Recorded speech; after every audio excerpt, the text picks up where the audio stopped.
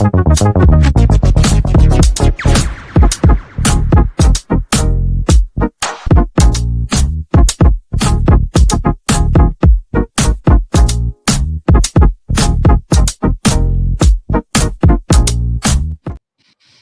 everybody. It's do not adjust your sets. That is Anton Baker.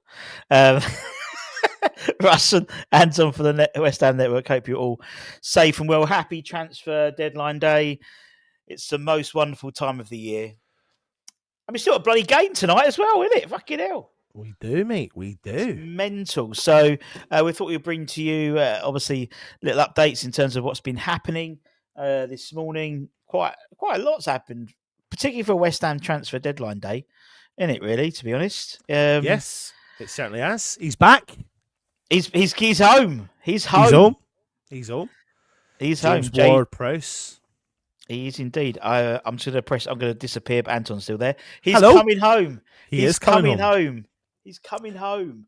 Ward-Prowse is coming home. So that's myself and Russ have had a little conversation this morning about big Jamesy Ward-Prowse coming back to West Ham and Russ and do you know what? It's best for business. Yeah. This deal. It's obviously not exactly what it's not the pinpoint exact deal that we wanted as such, but it's not a bad decision because we're short in that area. Yeah, I know he's not fast, but he definitely offers a different element. It's not working out Nottingham Forest because obviously there's a lot of players in that position.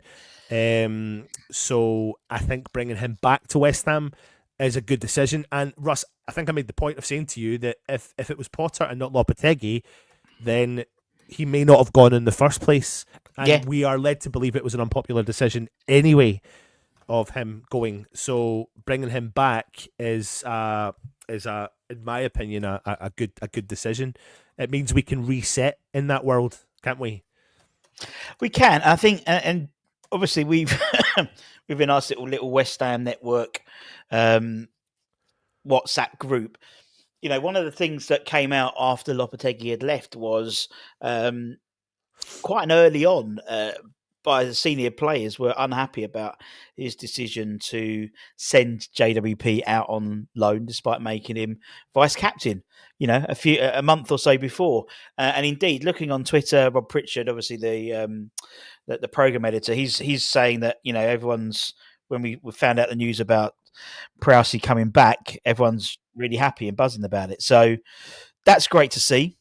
Because I think there's on the pitch, you know, there's no doubt we could utilise his dead ball, but also him under Potter, different type of player, I think, potentially.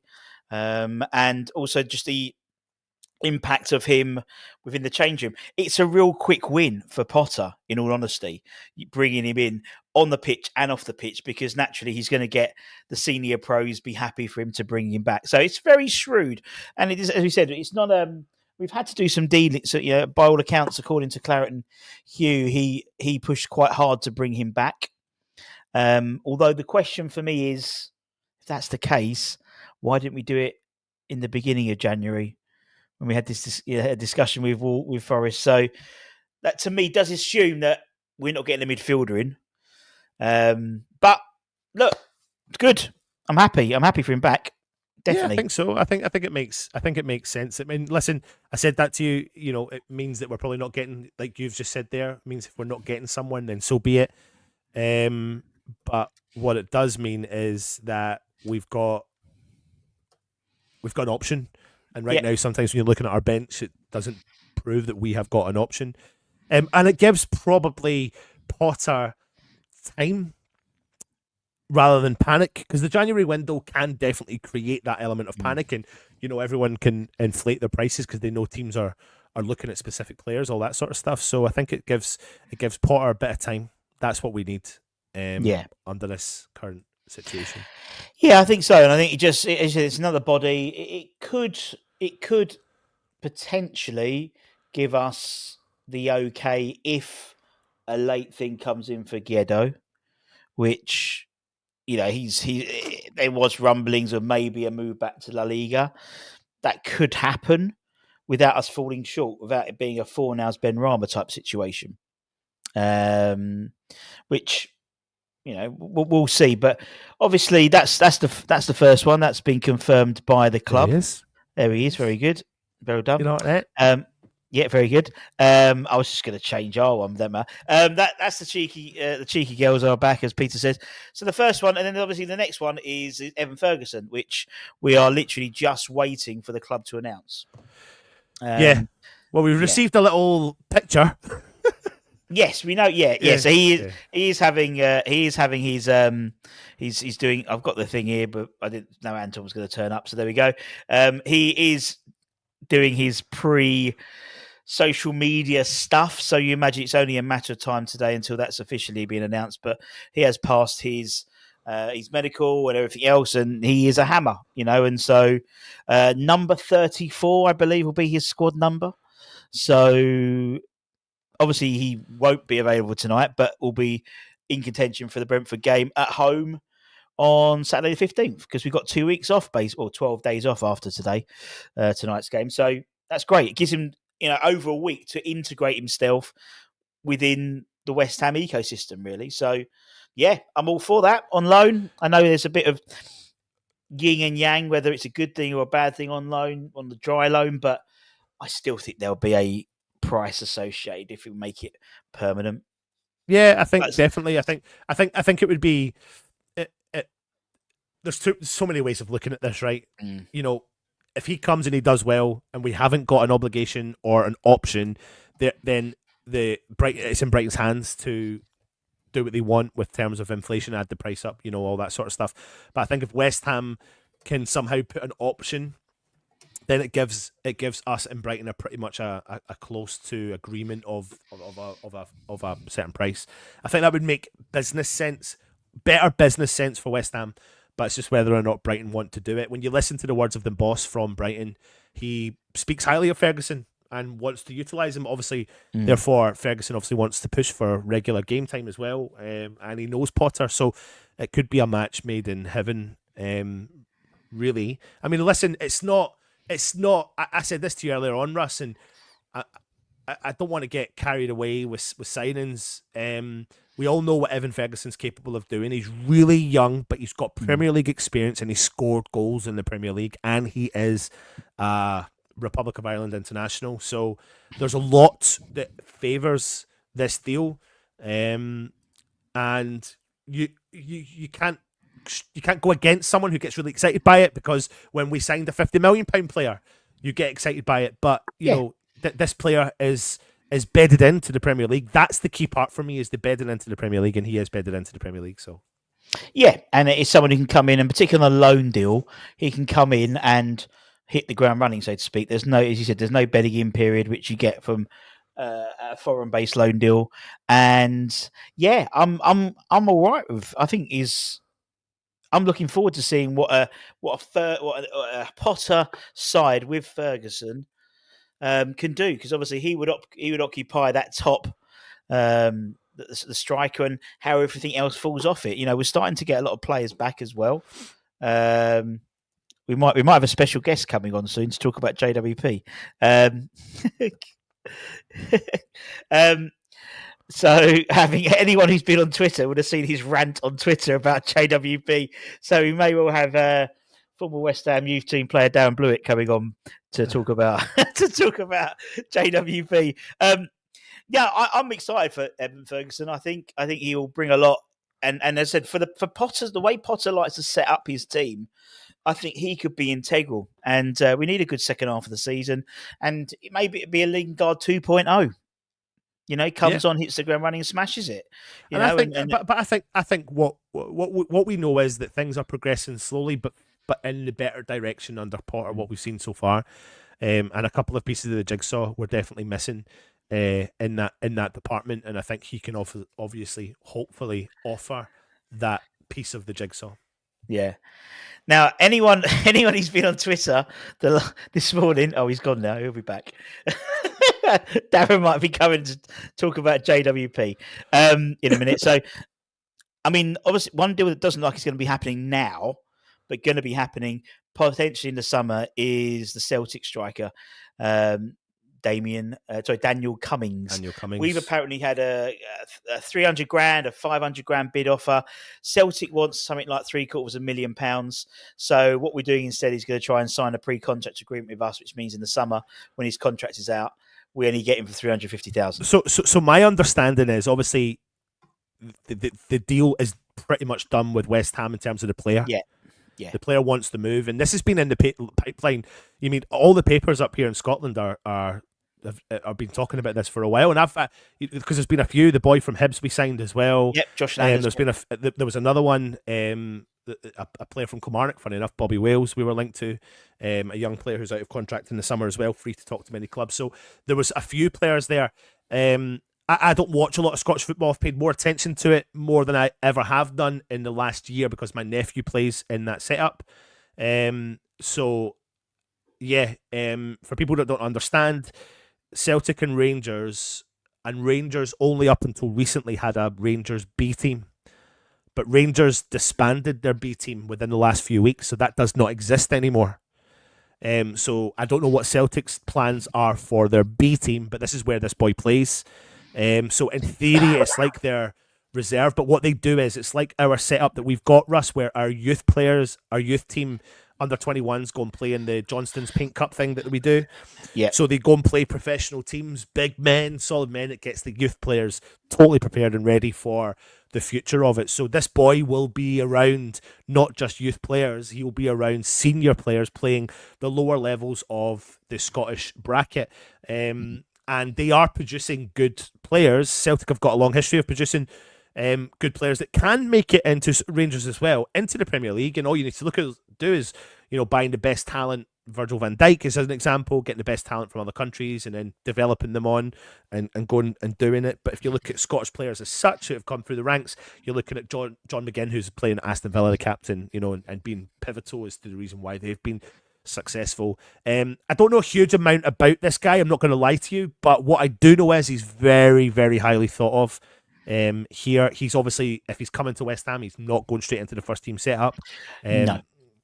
For anyone that needs to know that is not where he would be going, he'd be going into the youth setup at West Ham. I think he'd be one of those people who would probably, if we're led to be believed, there are potential moves for the likes of maybe Ings,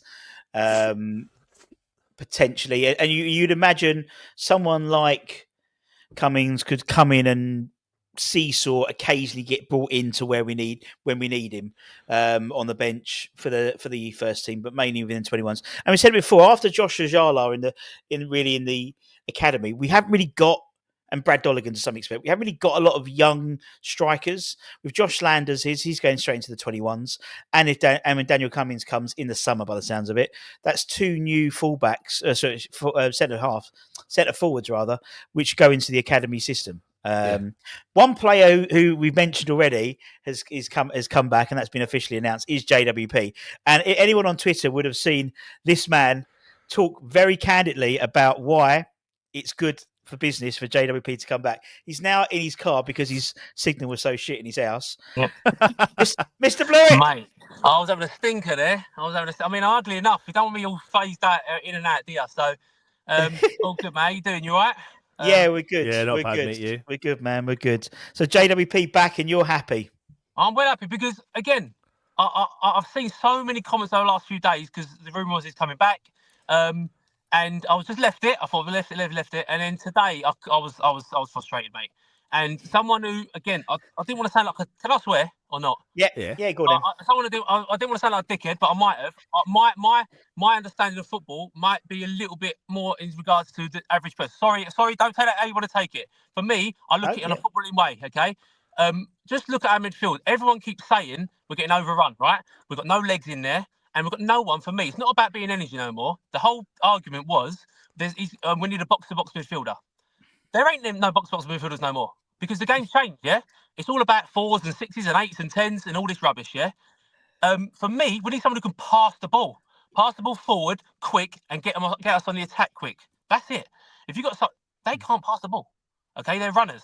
And I'm not saying especially Alvarez, I'm not saying he's a bad player, but he does his job. Ward-Prowse does his job. Ward-Prowse can pass the ball probably as good as most people in the league, okay? Not one of the best, but he's there. And he's not the long-term answer, in my opinion, but he's better in regard to that than we've got. So why don't you bring him back? At the minute, it's necessity, right? At the minute, it's necessity. So that's my whole thingy. I couldn't take it, mate. My head went a little bit. I've got to be honest, but I was frustrated with what I saw, and I thought, let me put my 10 pence in, and I got a response. So yeah, it's what it is. Darren, do you not think, mate, that James Ward-Prowse could have still been here if it was Potter that was here in the summer? That's the thing. That's why I think this deal also works well. It's a bit like a reset, innit?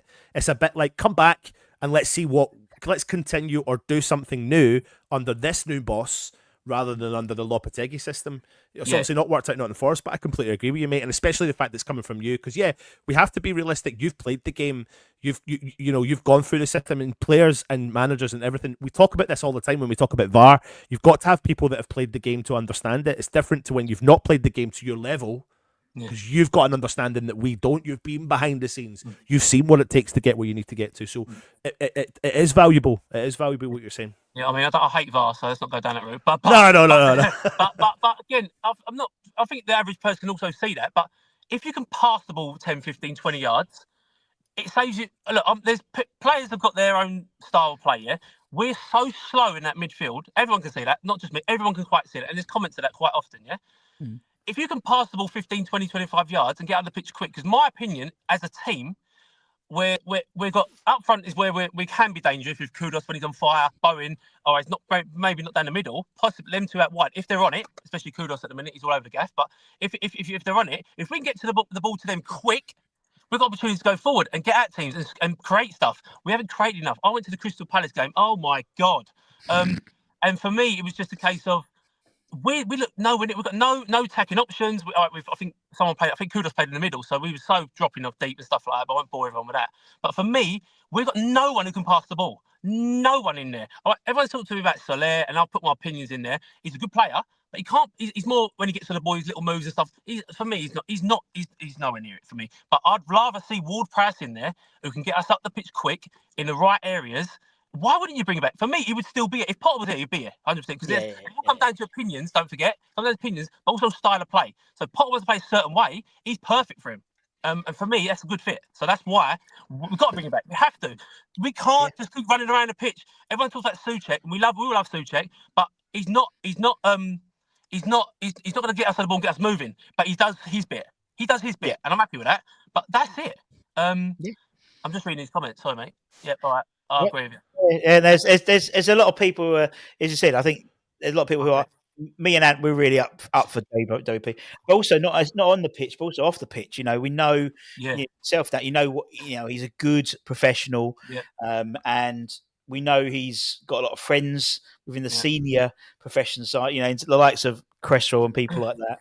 And even within the club, everyone seems to be buzzing that he's going to be coming back. He's a nice guy, and so no, it's all good, man. It's all good. It does help that side of it, but because I think we've lost that massively. Because obviously, over the 10, 15 years, whatever it is, you always had that person there who's grabbed hold of it and got us together as a team and as a squad. Although that's changed, I think the last bit of that was probably 2008-9, so a long time ago, where you've got. Obviously, before that, it was massive. When I was there, that core group still loved, and because they've got such a good bond. But you lose that a little bit. Obviously, that's just what happens. Most clubs are like that. But if you've got that core, even someone like him coming back, it does help, because you train every day with these people, and you don't have to get along with everyone. That's fine. But if you've got a core that works and it ticks over, and you like going training and you enjoy being there, I think the manager's bought that anyway. But if that happens, it does help, mate. Everything's about percentage. If it helps 1%, that's better than we was before. But you know what I mean? And that's it. Again, I didn't want to piss people off, but my opinion was, we've got no one who can pass the ball. Necessity at the minute. We're not a massive squad. We've got a massive squad. We haven't got a massive squad. So why are we not bringing him back? At the minute, and he does fit the way he wants to play. Although I do like, actually, I'm not going to go down that route with Orford, but we'll talk about that another day. Because we'll talk about it another day. But Ward-Prowse, I think he's got to come back. It has to necessity. You have to bring him back. So I'm glad he's back, and that's it. And it's interesting we just touched on Lewis, because actually bringing in Ward-Prowse and seeing how Ward-Prowse would fit into the Potter system. Kind of it suggests where Lewis would eventually, because they're similar type. They're very, very classy players. I think Lewis he reminds me of like a young Michael Carrick, the way he plays. But that's a similar type of role, as you said. Not necessarily the runners, not necessarily sort of the Alvarez put your foot in. They're very classy on the ball, and there's a lot of similarities. So it would be interesting to see how that works, because we know he likes Lewis. Because he's brought him into the side. And he'll probably be on bench tonight. I'm a big advocate for him, and I think he got too many penalties the other day. I was really unhappy about that, because he come in a very strong environment. The environment he come in was terrible. The atmosphere was awful, on the pitch and off the pitch, but rightly so. He come in difficult circumstances, and he tried. He kept. I was with someone just in front. I was in the posh seats, by the way. Where the other one it was. You've changed, Blewett. Yeah, as my daughter, but he tried to just get the. He got the ball. He kept getting the ball. He kept it safe. Look, he's in the environment. It's just come on. He probably got more minutes than he thought as well. And he looked forward. There was no options anyway. There was fucking nothing. No, and it was so deep as well. There's nothing to find. And he tried to cut the ball to try to go long diagonally. Oh, he got cut out. But he tried something, and for me, you watch over time, he'll be a lovely fit for us. He's a beautiful footballer. West Ham, I know that's not the be-all and end-all, but it does help. And he's a great footballer, honestly. He's got a massive future. I really looking forward to see how he grows. In that game, you're talking about, the one key point was when he played the ball back, but he kept the fucking ball moving because there was nothing forward. But what's really exciting about a player at that age is when he's looking forward and looking for options, and we're static. And that was the concern for me in that game, that we looked like a little bit like what we were under Pellegrini, quite static, moving forward, and he needs options of movement. That was the thing that was key, and hopefully we're going to see that under Potter. Yeah, I think we'll see it. I think we'll see it. I think we'll definitely see it. Although Ward-Prowse is currently in Dubai, and he's on a flight back, he must be well pissed off. He's like, warm weather training. Now he's coming back over. I bet you know what? I don't think stays over there. I don't think he will. I think I know, all jokes aside. I think he'll be really happy to come back. I really do. I really think he'll be happy with it. Yeah. As my brother says, he's James Ward-Prowse still has the world the free kick record to break, David Beckham. So Oh, is it? Okay. He's only got one. He's only got one. I think one more to equal. I think so.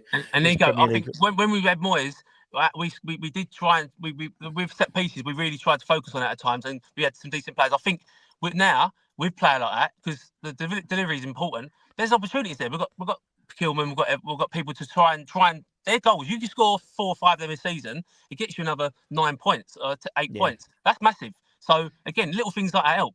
I'm just happy he's back. Shout out all the donuts.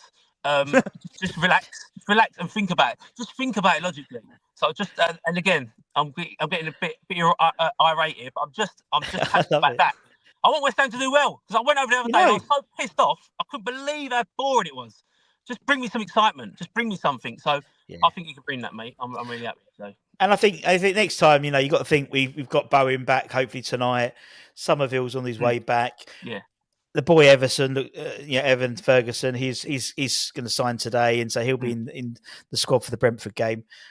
It looks a lot better. JWP back in the squad. The squad seems to be building itself back up again a little bit now, which is good. Yeah. And if he has a stinker, I didn't say nothing. Just a little bit.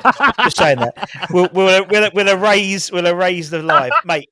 Go on, you go, mate. I know you're busy. Lovely. Thank you very much, top man. Cheers, boss. Love you. See you. Take care. Good old Daz. Love Daz. He's so funny, so passionate as well. One thing I wanted to mention as well is we talk about the academy players. One player who looks like he's going to be going out on loan, and anyone who watches the academy show knows I'm a big advocate of this man, Junior Robinson. Looks like he's going on loan to Sutton United. That is a great move for him. He is above under 21 level at the moment. He needs to be playing first team football, and it's great to see him going over. Obviously, National League side, I think Sutton United, but great opportunity for him. Obviously, we sent a few out. Regan Clayton, he's gone to Dagenham Redbridge. That's not far for him to travel, to be honest. Michael Forbes has gone back out on loan to Colchester United. And so we probably will. I don't think there'll be much more movement. Kalen did ask apparently to go out on loan on West Ham and refused that request because we are still a bit light in the centre half positions, aren't we, really? So makes sense for him, but that's good news. That'll be confirmed, I imagine, soon. Anything else? Krupi, now as we spoke about Krupi Jr., there is talks that he could be going to Lyon potentially. And then being loaned back, so that deal could be off, although it definitely wouldn't happen this transfer window by the sounds of it. With all the moves for younger forwards, do we think Callum Marshall will go out on loan again next year? Who knows? Don't know yet. Don't know. He's playing okay at Huddersfield.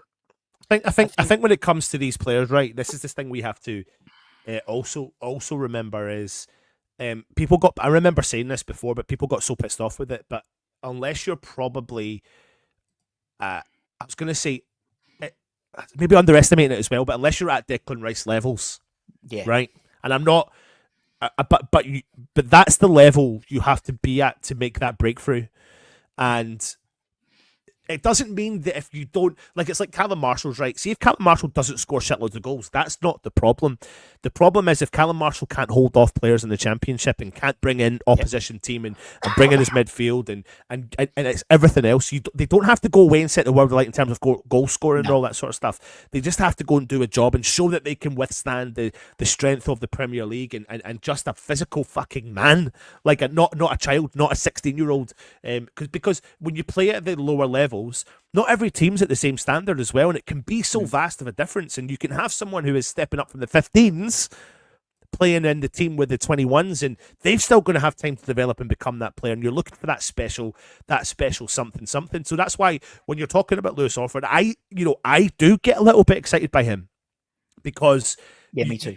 He looks like an exciting player who's got the vision to be able to do it, and he keeps the ball moving. That's something I really like about him as a player, as well. He stands out.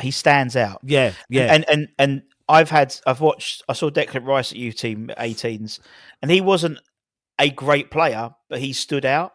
Yeah. And Lewis stands out when he's got the ball. Judy Robinson stands out when he's got the ball. Yeah. There's 3 or 4 players, and I think Lewis is definitely what I'm looking forward to. And what's really interesting is that we've now seen that, fair play to Lopetegui for giving Scarles a bit of game time, all that sort of stuff. Potter's also doing the same, and seeing that some of these players can definitely add value to the squad, definitely. And I like that. That's good. But a loan move for Marshall. I think we've got him on a longer term contract, don't we? So it's not a he signed. Yeah, when he went out to Huddersfield, before he went out, he signed on a long term. So I think we've got another 18 months with him. I think he signed a new 2-year deal. Yeah. So we've got time there. We've got time to see him. We've got George Earthy out on loan, so I made a good point. He's someone who's started to break back into the team at Bristol. He started the last game. It's like, I know you were talking about my man Gideon Kadu. Like, I know Wickham are pushing hard to try and make that deal permanent, which is interesting because he has definitely made an impact at Wickham. I still think there's something there. He's a different player to what Alessi was at the time, and just because Alessi's gone, he's been unfortunate with injuries at Sunderland. But we had Tony Carr on, and Tony Carr was confident that Alessi would have made the step up himself as well, but that's obviously not worked out. But Kadu is a player, his age is also going against him. It's going to be tough for him to break into this team right now. But the fact is, Wickham are fighting top of the League One. Is it League One they are? Top of League Something One? like that. But they've been utilising him at right back recently, which is an interesting one. I can understand why. I mean, I think Lopetegui actually played him at right back in the pre-season friendlies when everyone was still off. So Zach made good. Freddie, we still got Freddie Potts to come in as well in the summer, which actually, for me, if the JWP move is to come in just to give protection to our numbers at the centre, in the centre midfield position, I'm happy, because actually we've got to reassess it in the summer with Freddie coming back, with George coming back as well. What happens with them? Garino reckons, according to a source on These Are My Brown, there's a left field deal in the pipeline. A left field deal. So something we don't know about, so we'll keep an eye for that one. Well, I think something to definitely take a keen interest in is the Southampton situation, right? Yeah, is as follows: that Paul Anachu looks like he could be heading away from Southampton in this window, so they'll be in the market for a striker. They could come in with 6 months. I think Ings is out of contract come the summer, isn't he? I think so. Yeah. Now he's not getting any regular game time. There could be something there to try and rescue their season. It looks like a potential deal that it's something to keep an eye on. I'm absolutely not saying it's there, but with Evan Ferguson, and that could obviously free up some reasonably sized wages at West Ham as well, unless we do a deal with them. And also, sorry, someone else put another point there. Something weird's going on with Flynn Downs at Southampton as well. Did you see the stuff over the weekend? No, I haven't. Out of the blue, out of the squad. No injury, out of the blue, out of the squad. Very odd. Anyway, but just Very keep an eye strange. on Danny Ings potentially heading out the door. There's no method within my madness. It's more just a Well, I case think of there is. I think there is. I maybe think there is. if we can, I know there's the whole thing with Daniel Cummings at the moment. He's going to come to us in the summer. Basically, the pre-contract it seems to be done. It's just whether we can get him early, and it's going to cost us a couple of 100,000 to get him early. I think if we do get him in through the door, I could see them moving Ings on. Same as I could see potentially if someone comes in for Giedo, bringing him on. As I said, the whole reason we've got JWP back, there's no break clause in his contract anyway, so we've had to negotiate with the. But sorry, just to add another thing here onto the Danny Ings, it might also make stupid business sense to get rid of Danny Ings if he's only got 6 months of his contract left. Therefore, you've got an option, and right now, if we get another injury, then we need the option. So, financially, it might not make any sense. We're not going to get money for him. He's free to contact. No one's going to sign him, pay the money for him. Russ, are they? Yeah. Unless Southampton pay the money, knowing that they need a player to try and save their season.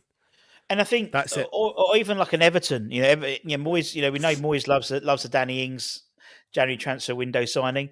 I think with him, it's more about the wage bill.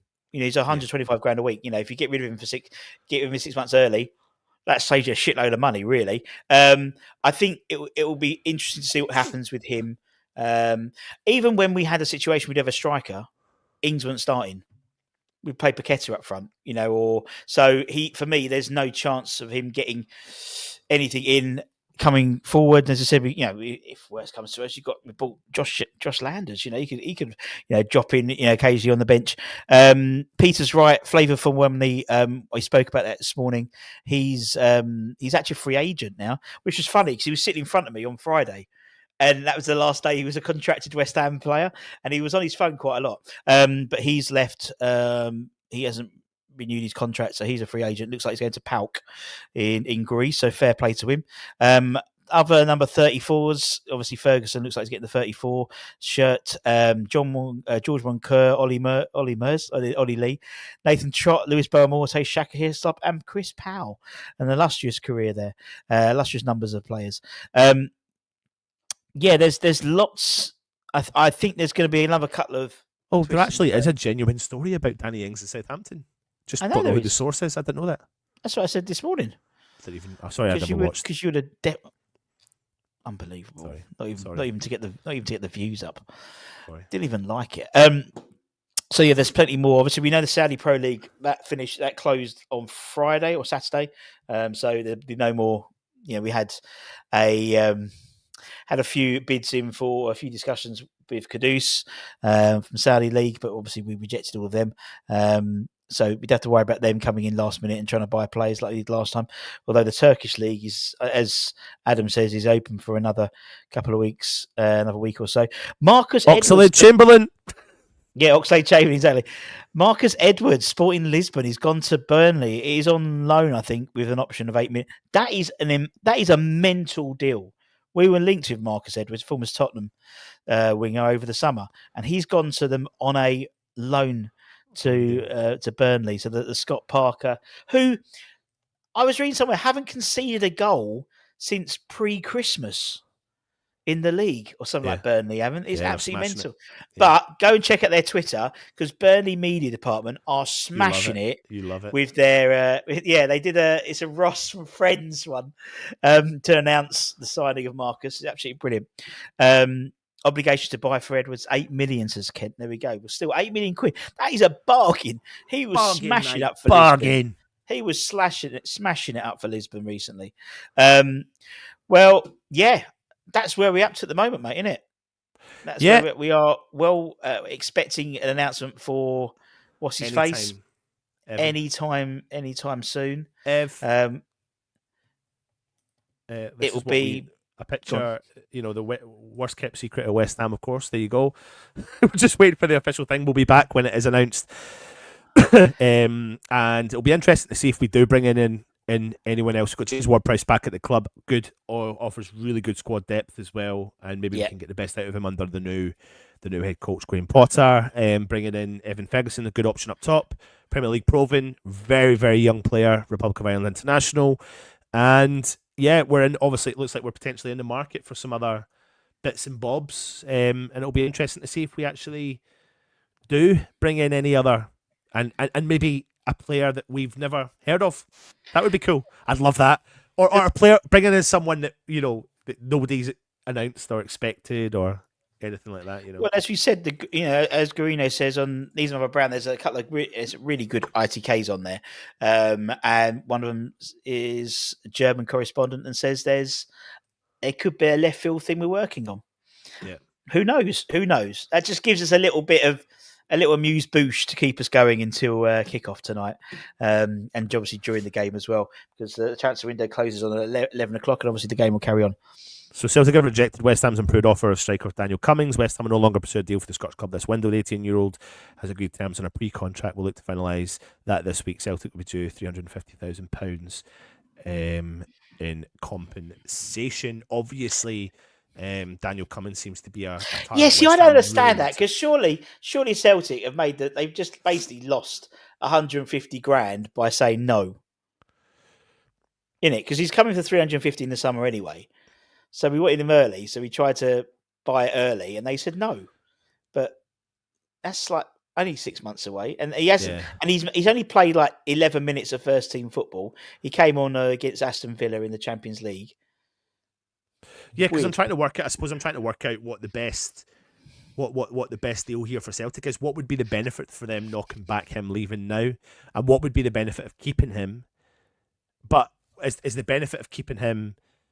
That they hope that they can play him in the league, because but if they know they're getting rid of him in the summer, then what's the plan? Well, they've lost their striker. The Japanese boy went to Rennes, but they only bought Jota, and he's not a striker. Yeah, I know, but they haven't. So he scored, but he's not like for like. So they're definitely short in that department. But it doesn't make sense. Why they would do it unless there's an issue between Celtic and West Ham, unless there's an issue between the way that West Ham have. The only thing I can well, there you go. That could be the issue, is the way that West Ham negotiate, and maybe we've done something that they've not pissed off. And let's be frank here, that could have happened. Yeah, well, apparently the Hammers is, according to one source, Celtic are looking for 750 grand in order to make the deal done today. And West Ham have gone, nah, you're all right. Yeah. So they might come in. So they might come back in for 600. It might be one of those things. No, you're not having that. But actually, we could do this, and we'll see. We'll see what happens. We'll see. Well, that might mean that actually, if that happens, then West Ham might not let Danny Ings go because we haven't got that cover. There's lots of domino effects happening at the moment. One deal leads to another. As we said, Middlesbrough have signed Iheanacho on loan from Sevilla for the rest of the season. Could that mean that they would be signing for them, by the way? That's a great signing for them. And would that, could that mean that someone like Lataleif, who a guy we've been linked with, could he be moved out because they've got a replacement in? There's loads of stuff happening, which we'll try and keep you abreast of them as and when things happen. But as I said, as soon as we get the announcement for Evan Ferguson, one of us will jump on, and we've got a little video ready to go of all these stats and stuff for you. So all good in the hood. Oh, well. That's it, mate. We'll see what happens. It actually could be an exciting-ish transfer window deadline day for us, which doesn't usually happen for West Ham. Hasn't happened since we signed Mickey Antonio and Guy Demel and Jelavic. Bowen Suchek. No, but we had, that was a double. But when we signed, did we not sign 4 players? Remind me, and I'm going to name them. Jelavic, Antonio, Demel, and the African striker, Emmanuel Amike. There was the 4 we signed on deadline day back in the days. Maybe there was another one, actually. I think there was a 5th. He can't play, Ladders. He's not registered by West Ham in time, so he can't play tonight. Did we sign 5 players that day? What did we sign? Was it 5? Was it 5? I don't know how I'd find that out. I don't know what window that was. But Ken, it was in the summer, but it was all summer? Of them. Yeah, it was the summer. I'm pretty sure it was the summer. No, that wasn't.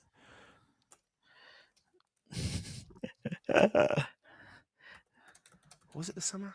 Sorry, I'm not. It was. He was signed he was signed on the 1st of September. So it was transfer. Sorry, deadline. it wasn't the January window. It was the transfer deadline day of the summer. That's what I was meaning. Gotcha. Yes, he was. He was. Right, hold on a minute. There. So that's September the 1st. Right, there we go. So West Ham, September 1st. He was the 4th. We sold signed Victor Moses, Alex Song, Nikita Jelavic, and Antonio. So Miki wasn't in. Yeah. There you go. Lovely. All right, guys. Oh, you said Song. Yeah, you got it. Sorry. No, and Song. Yes. And Song. And Song. Bless him. All right, then, peeps. Well, we'll see you guys very, very soon when we just sign Mr. Evan Ferguson. Won't be long. Long. Much love. Bye. Bye.